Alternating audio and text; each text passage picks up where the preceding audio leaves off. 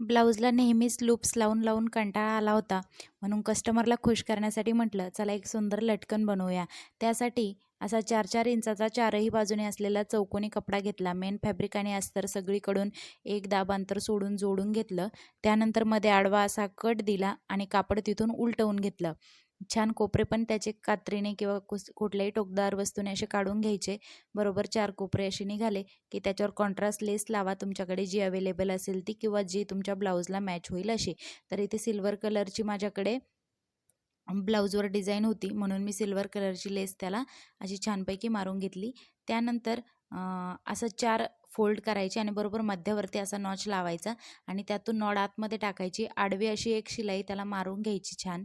त्यानंतर पुन्हा एकदा त्याला असं आडवं करायचं आणि आणखी एक शिलाई मारून घ्यायची. तर तुम्ही पाहू शकता 4 पाकळ्यांचं अगदी सुंदर असं हे लटकन आपलं इथे रेडी झालेलं आहे. तुम्हाला जर लटकन आवडलं असेल तर लाईक करा, व्हिडिओला शेअर करा.